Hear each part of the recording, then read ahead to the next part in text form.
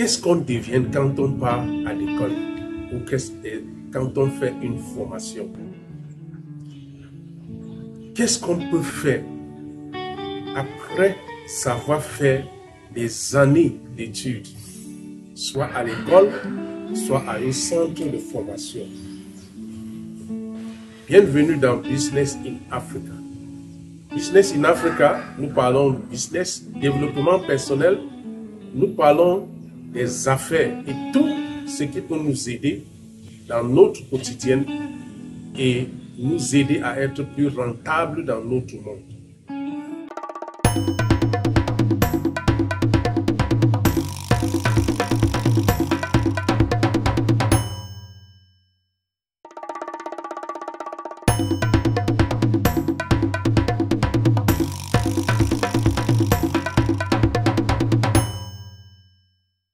Hello tous.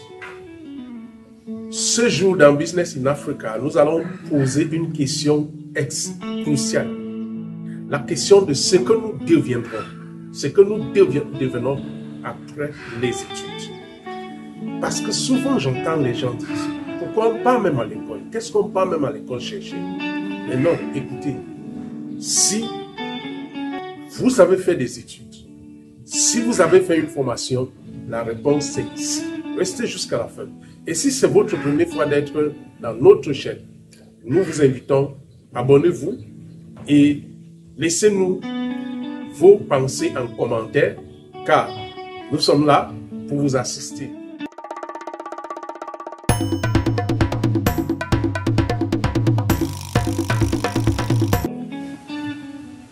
Pendant une de mes voyages dans l'une des pays africains, j'ai pris un motoman, communément appelé au Bénin, Zemidjan, au Cameroun, Okada, au Nigeria, Okada, au Cameroun, Bensikiner, et puis dans d'autres pays, moto taxi. Je l'ai pris pour toute la journée parce que j'avais tellement de courses à faire et on a commencé à travailler. Il m'amenait dans les endroits et puis je profitais aussi. Il était aussi comme mon agent touristique. Je lui ai posé des questions et j'ai vu que le gars répondait tellement bien. Et il était tellement fluide, il était tellement à l'aise. Et j'ai su que non, ça c'est pas un motoman normal, un motoman simple. Vous voyez, même son habillement même, et la manière qu'il me répondait même, montrait qu'il était vraiment humain et avait vraiment fréquenté. Donc, nous sommes allés à l'hôtel. Avant de se séparer, je lui ai dit non, attends un peu, on peut discuter. Pendant ce temps, j'ai profité de lui poser des questions sur sa vie pour mieux le connaître. Parce que j'étais tellement impressionné de la manière qu'il répondait à mes questions. Et il m'a dit qu'il est topographe. Et parce qu'il n'y a pas le travail, c'est pour ça qu'il fait ce métier. Et je sais qu'il y a tellement de gens là-bas dehors qui ont ce même problème. Peut-être qu'ils ne font pas les motos comme lui, mais qui font autre chose. Parce qu'ils sont allés à l'école, ils ont été formés, et puis, comme ils ne trouvent pas le travail, ils font ce qu'on voit. Comme on dit au Cameroun, ce que je vois, je fais, ce que je ne vois pas, je ne fais pas. Ou bien, ils sont des débrouillards. Et puis, je lui ai dit, mais pourquoi? Il dit, parce que je n'ai personne pour m'aider à trouver le travail. Alors, je lui ai fait une masterclass que je voulais faire maintenant. J'ai pensé qu'il n'est pas peut-être seul dans cette situation. Peut-être il y a aussi beaucoup qui me suivent, qui rencontrent ce même problème. Alors, restez jusqu'à la fin parce que cette séance peut vous aider, sincèrement. Alors, je lui dis, écoute, quand on part à l'école, et c'est ce que je veux que vraiment tout le monde comprenne, quand on part à l'école, c'est pour être des prestataires de services. Pourquoi? Parce que aller à l'école, c'est apprendre à faire quelque chose. Et apprendre à faire quelque chose, c'est être au service de l'humanité. Donc, c'est la première chose que je veux que tu comprends. Si tu es allé à l'école pour être comptable, c'est pour offrir des services de comptabilité. Si tu es allé à l'école pour être délégué médical, c'est pour offrir les services de délégué médical. Si tu es allé à l'école pour être dans la communication, pour étudier la communication, c'est pour offrir les services de communication. Donc, après ta formation, si tu es mécanicien, tu es prestataire de services. Donc, après ta formation, tu deviens prestataire de services. Et en tant que prestataire de services, il y a 3 options que vous avez. 3 que je vous donne ici aujourd'hui. Première option, c'est vous pouvez travailler comme employeur. Ça veut dire que vous pouvez offrir vos services dans une entreprise en tant qu'employé chez un employeur. Parce que si par exemple vous êtes comptable et que vous travaillez dans une entreprise comme comptable, en effet, on vous a pris pour venir offrir les services de comptabilité. Et chaque fin du mois, on vous paye. C'est une prestation. C'est pour ça que si vous n'êtes pas efficace, on arrête votre contrat. Il y a des gens qui ont perdu leur contrat parce qu'ils ne sont pas efficaces. Donc, c'est la première option. Tu peux être employé dans une entreprise. Si tu as fait une formation, quelle que soit ta formation. Et je lui ai dit, c'est cette première option que tu es resté bloqué. Parce que dans les têtes, les gens pensent qu'on part à l'école pour finir l'école et chercher le travail. Non. Chercher le travail là, en effet, c'est de proposer ses services dans une entreprise. Parce qu'on est prestataire de services. Donc, à partir du moment où vous mettez dans votre tête que quand on part au travail, on part à l'école, c'est pour sortir et chercher le travail, vous êtes bloqué. C'est pour ça que quand vous ne trouvez pas le travail, non seulement je ne vais pas entrer dans les détails de comment trouver le travail, parce qu'il y a aussi des gens ici dehors qui disent qu'ils ne trouvent pas le travail.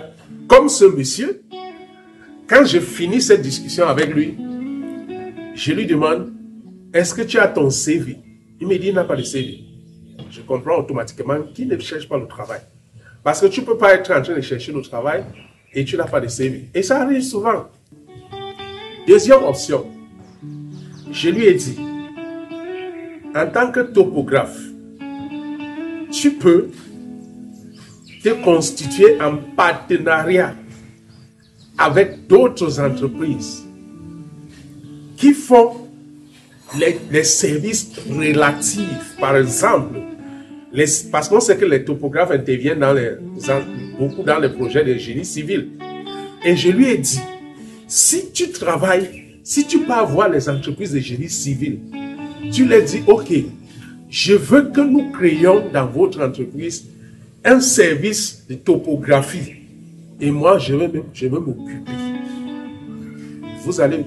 Tu vas voir que si tu fais comme ça pour 2, 3 entreprises, peut-être une pourra ouvrir ses portes et tu deviendras partenaire dans cette entreprise. Tu peux par exemple dire que s'il y a un job à faire et que je fais le job, l'entreprise a telle commission. Je ne vois pas un chef d'entreprise qui ne va pas refuser cela, puisque c'est un plus-value pour son entreprise. Alors, c'est la même chose pour toi qui a fait une formation, qui a fait les études. Tu peux ne pas trouver l'emploi que tu cherches, mais tu peux décider. Tu vois une entreprise qui fait un travail pareil comme toi. Peut-être tu as fait une formation en restauration pour faire un restaurant. Tu n'as pas les moyens pour créer ton propre restaurant. Et tu es bloqué, c'est faux, c'est pas normal. Tu ne dois pas être bloqué quand tu as une bonne vision. Ce que tu peux faire, c'est quoi? Tu peux aller rencontrer les gens qui gèrent déjà les restaurants. Et tu leur proposes des menus que peut-être eux, ils n'ont pas. Et à partir de là, c'est toi qui s'occupe de cette menu. Il suffit juste que vous concluiez quelque chose et c'est bon. Là maintenant, si par exemple, le restaurant n'a que 2 ou 3 menus et que toi tu peux proposer 2 autres, je ne vois pas qui peut refuser ça parce que c'est un plus-value.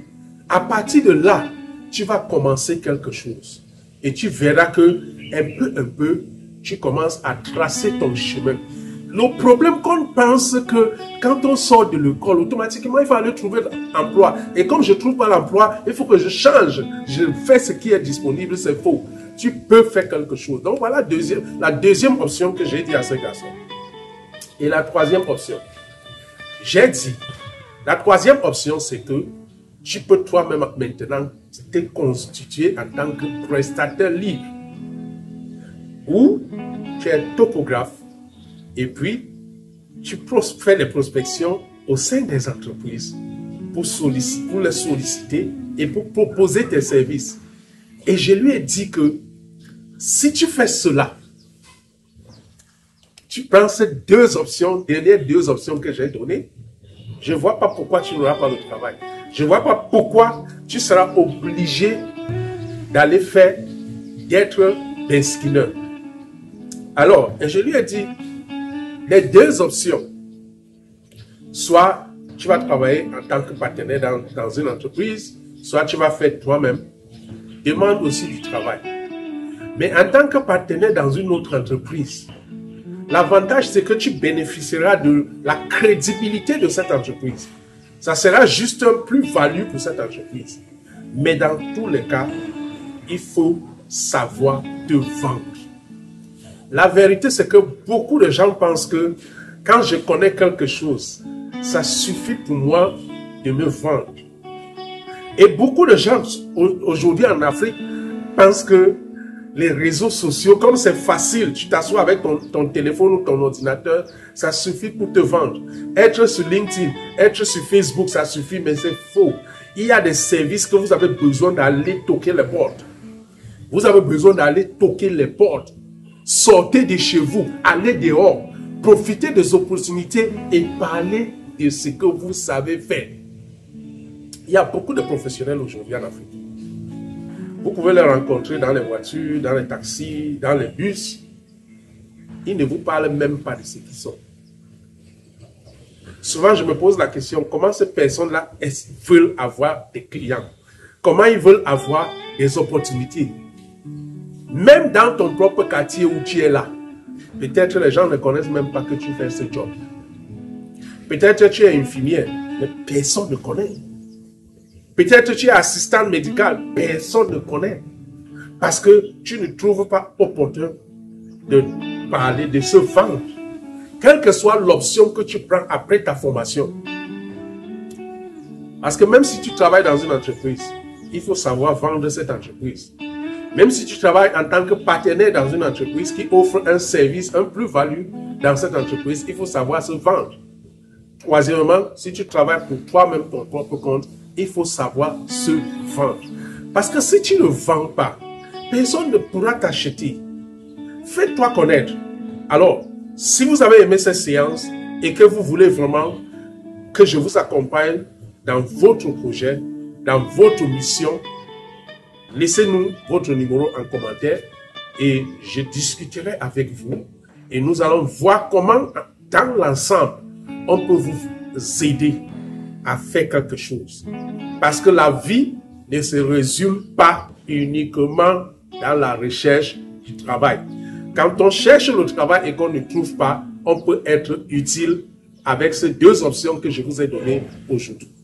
Je vous remercie d'être là jusqu'à la fin et je vous en prie, continuez à vous abonner et aimer nos publications car nous sommes là pour vous assister. Et c'est ça aussi le Business in Africa.